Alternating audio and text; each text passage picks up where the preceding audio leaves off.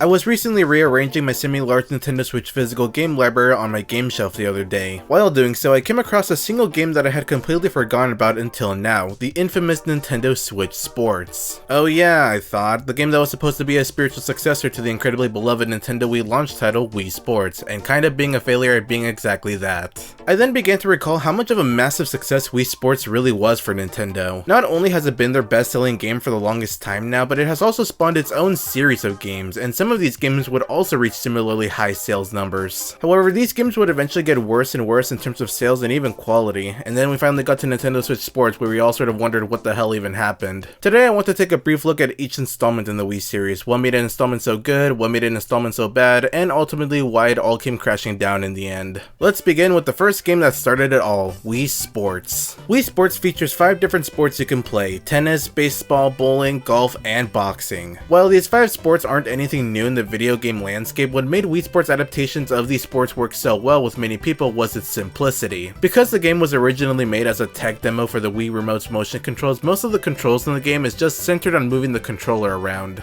And because of that, it was easy for anyone to pick up and play and also immerse themselves into feeling like they're actually playing the sports, even if the motion control technology now is not at all impressive compared to before. Most of the sports in the game can easily be won by simply just flicking your wrist. Combine the simple but fun gameplay as well as the additional replay value in the form of the champions and training mode, Wii Sports was pretty much the perfect game to have as a pack-in title for the system. Released alongside Wii Sports and the Wii system was more or less the second game in the Wii series, Wii Play. Wii Play is strange. Similarly to how Wii Sports was a tech demo for the controller's motion controls, Wii Play is kind of exactly that, but for the pointer controls instead. Most of the minigames in Wii Play had you point the controller at the sensor bar, and some of them occasionally had motion controls added to them. It's kind of a weird game, honestly. And that weirdness is also brought to the theme in this game. One minigame will have the background be a random field, and then the next one will have birds for some reason. Despite the game being not as good compared to Wii Sports in nearly every way, it still sold a shocking amount of copies. Mostly thanks to the game being bundled with Wii remotes at a time when everyone wanted more remotes, with the bundle only costing $10 more than just getting the controller alone. They're practically giving the game away at that price. Then there's Wii Fit, the game that tricked consumers into thinking that the console they used to play Mario Galaxy with could actually make them lose weight. In Nintendo's defense, they never really advertised Wii Fit as a weight loss game per se, but more so a game that helps maintain your physical wellness. The game mostly just stresses on you maintaining good posture, eating more healthy, and also focusing on your center of balance. The weight stuff is mostly just a side thing. The game utilized a brand new controller for the Wii system, the Wii Balance Board, which was pretty much just a bathroom scale that was split into 2 and was placed inside a white plastic case. Wii Fit had a variety of different yoga and strength training activities to help maintain your physical wellness, but really though, the game would be known by many for 2 main things. That being the pretty fun minigames that didn't exactly improve your health but were just there to bring entertainment value to the game and show off how cool the balance board is, and of course the body shaming. Once again, Wii Fit, just like the last 2 games we talked about, did really well in sales, simply because it was released when the hype for the Wii was still around and also because of the unique gimmick of the balance board. Gamers, it is time for the big chungus. Wii Sports Resort is the sequel to the original Wii Sports, and it is unironically great. Nintendo had to do the difficult task of making a sequel to a tech demo and convince people to go and get it again, now at a AAA price tag. And I think they did a good job at accomplishing that task because Wii Sports Resort was absolutely worth the purchase. For starters, the number of sports have increased from 5 to 12, 10 new and 2 returning. Each sport now utilizes the Wii Motion Plus accessory, making the motion controls on the Wii Remote much more accurate and advanced. It's no longer good enough for you to just flick your wrist, you gotta actually play the game the way it wants you to now. The introduction of stamps, additional side modes within each sport, the return of the level progression and champions from the first game, there's just so much meat on this bone. Nearly every sport in this game is fun to play, whether you're playing by yourself or with others. Keyword in that sentence being nearly. Wii Sports Resort is nothing short of excellent. There's a lot of things to do here, and it is a really fun game no matter how many people are playing. These 4 games are what I consider to be the golden age of the Wii series. Yes, even Wii Play counts enough to be a part of the golden age, even if it did show me birds in that background of that one minigame for no reason. Seriously, what the hell was that? Why is Pose Me so weird? So yeah, this is pretty much the peak and the golden age of the Wii series. Now it is time to talk about how all of it went downhill. Wii Music. Yeah, when I brought up the list of games from the golden age of the Wii series, I intentionally left out a certain other game that was released in between those games. Wii Music is the result of a video game suffering from an identity crisis. To this very day, I am still unsure as to what Wii Music even is and what Nintendo even wanted it to be. It's kind of like a rhythm game where you time the instruments you play to the correct notes, but the game also insists that you play it in your own style, so is it like Parappa the Rapper maybe? But the game also doesn't have a grading system or any kind of progression. You're just playing a bunch of instruments to a list of music and just making it your own. So it's kind of like a music creation tool then, but at the same time, the motion controls are shockingly really bad to the point where it's either really delayed or it'll register twice when you only meant to do it once, and like, what is this game? And I really meant it when I said Nintendo didn't really know what they wanted this game to be. One moment Nintendo will show off Wii Music with a drum solo and F-Zero music on a trumpet with complete seriousness on their faces, and then the next moment,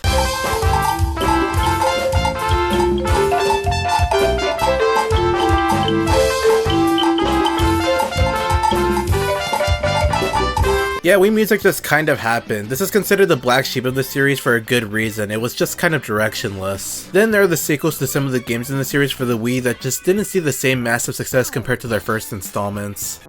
Hey there, it's me, currently in post right now. It turns out that Wii Fit Plus actually did just as well in sales compared to the first Wii Fit. I accidentally Mandela affected myself into thinking that Wii Fit Plus did not do as well compared to the first Wii Fit, but no, that's just not the case. Anyways, yeah, sorry for nearly casually spreading misinformation on the internet. I was just being very silly that day. Wii Fit Plus was pretty much just the first Wii Fit again, but more. You have more activities to do, you can now include babies and pets in the game for some reason, and yeah, it's pretty much just an expansion of the first game that was sold as an entirely new title. Then there's Wii Play Motion, a sequel to Wii Play that demonstrates the Wii Motion Plus technology. A fine game in concept, but then you remember that Nintendo had already made a game that showcased the Wii Motion Plus technology years ago, so like, this was a tad bit unnecessary. Also, by 2011, most of the people who bought Wii Play, i.e. casual consumers who just needed another weird mode for multiplayer or to just replace their first one for whatever reason, had already moved on from playing the Wii. One thing that many people don't seem to bring up about the Wii being successful was that the good amount of people who bought the system at launch never stuck with it for too long. And one quick look at the sales numbers of the two Wii Play games make it incredibly apparent. Then there is Wii Party, a game that shares one thing in common with Wii Music in that most people don't seem to remember it that often, but unlike Wii Music, Wii Party isn't completely awful. Wii Party is pretty much Nintendo's party game for the Wii system that wasn't from that super well-known party game franchise that they own. It's okay, the game has this board game mode that is sort of similar to Mario Party, but the big problem is that it's not fleshed out well enough and it suffers from too many luck-based elements. There are also a ton of other game modes in this game, but honestly most of them feel like they're just an afterthought, feeling like they threw a bunch of game mode ideas they had in their head at the wall and seeing hopefully how many of them stick.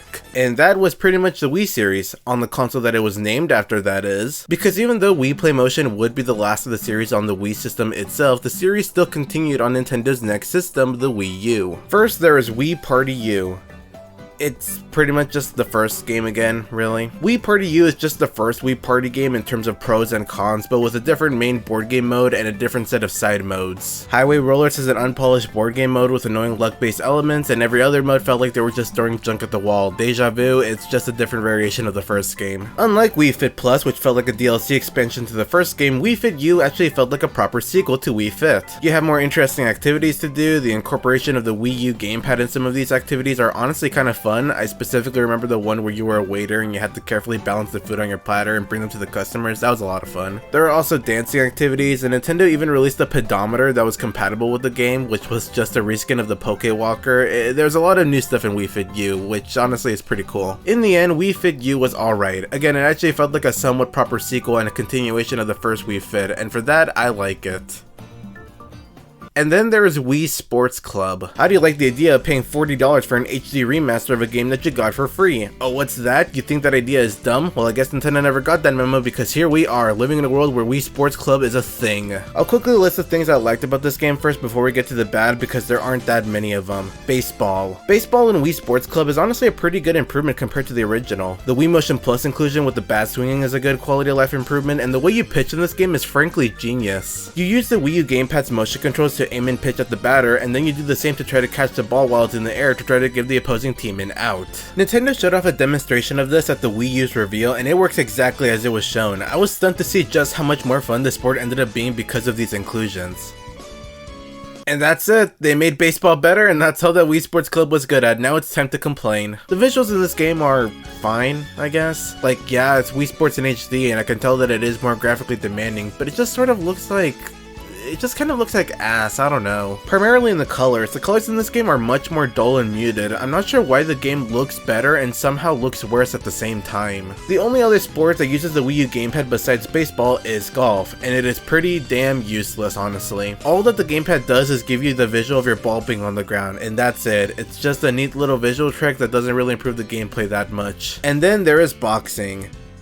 My day be so fine, then boom, Wii Sports Club boxing. They somehow made the gameplay of Wii boxing feel worse. It is much more stilted and somehow slower and less engaging compared to the original. I don't know why it's like this either, because this game required 2 Wii remotes to play. That's right, you can't just use a solo remote with a nunchuck anymore. You now need 2 remotes for a game that feels like you're using 2 nunchucks instead. And they require Wii Motion Plus controller specifically, so like, why does it feel so worse? I don't get it. I would call the inclusion of online multiplayer in this game a plus, but I'm not going to because surprise surprise, a decade-old game that was released on a console that only 14 people bought shockingly doesn't have many people playing online on it nowadays. Who would have thought? Why does this game show me a replay for every swing I do in golf? Wii Sports Resort also did a similar thing, but that was only for the really impressive shots. Here it's every shot and it is such an annoyance. I think I've talked about this game for long enough. Wii Sports Club overall is just really pointless. Sorry baseball, you couldn't have saved it. And yeah, that basically concludes the Wii series on Wii U. Even though the reception between these games are widely different, the one thing all 3 of these games have in common is that they did not do well in sales compared to their predecessor titles. Not necessarily because of the game's quality per se, but more so because they were released on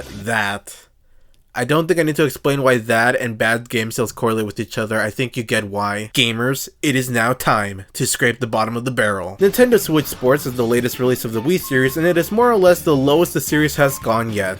Nintendo really pulled a monkey's paw moment on us. We want Wii Sports on Switch, the fans said. Okay, Nintendo said. Nintendo Switch Sports is what I would call a reimagining of the original Wii Sports game. It's kind of like the exact same game as the original, but with a slight twist added to it to make it unique for the console the game was named after. Which sounds okay in theory, but it just did not work well in execution. The game features 7 different sports, 3 from the original and 1 that draws heavy inspiration from Resort. The remaining 3 are original sports, but at the same time they are also not that original. Badminton is pretty much just tennis but not as good. The gameplay and the way you move the Joy-Con around is similar to tennis but not as fun because of the motion controls feeling way more restricted here. Volleyball is okay, it's mostly automated though, so it just boils down to swinging the Joy-Con at the right time. And finally there is soccer.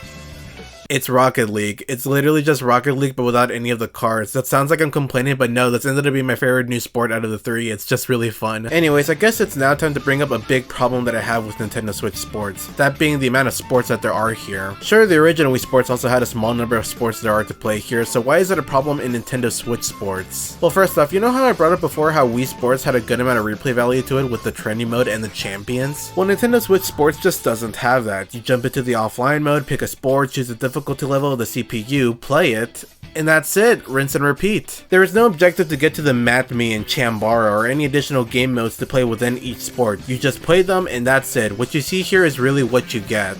This makes the game get incredibly repetitive and eventually really boring to play after a while, whether you're playing by yourself or with others. Even Wii Sports Club had the champions and the additional game modes. Why didn't this game have it? Probably because Nintendo thought that players would get all the replay value they need with the online mode. Except not really, because you're just playing the exact same game, but now with slightly smarter opponents and now with the introduction of input delay, because it's practically 2024 and Nintendo Switch Online is still a massive load of poo. Actually, the only exception to this is bowling, because online bowling in Nintendo Switch Sports has this elimination round gameplay mode to it, and it is honestly the best part of the entire game. It's honestly really fun. Golf also has a similar gameplay mode to this too online, though it isn't as good as bowling. But yeah, besides online play, Nintendo Switch Sports provides as much entertainment and content as the original Wii Sports, if not less honestly. And it's all made worse with how Nintendo decided it was a good idea to sell this game at $40 digitally and $50 physically. The amount of content you got in Wii Sports only worked in that game's favor because it was a pack-in title. You know, free with the console. If a game like Wii Sports were to be sold at a price tag, then expectations and overall judgments from people would be much harsher than it would be if it was just sold for free. Wii Sports Resort succeeded in being a Wii Sports successor because it provided enough to justify paying the premium price tag. Nintendo Switch Sports simply didn't do that.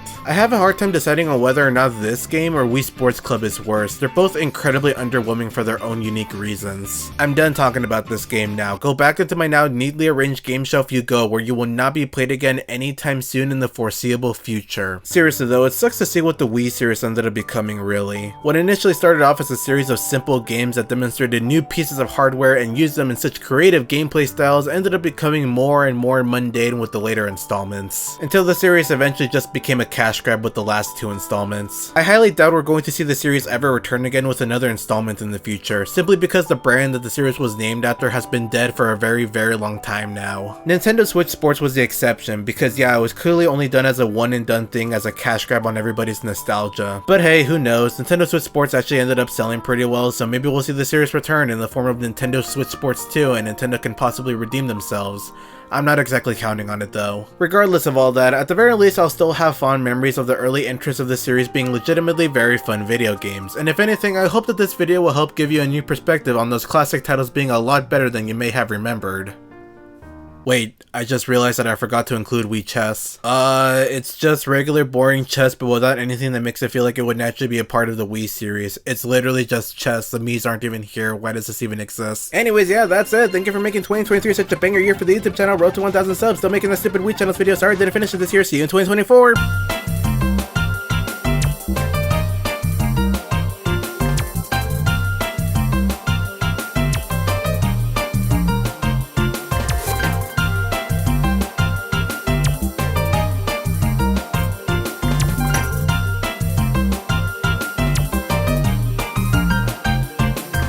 To your house in 3D land.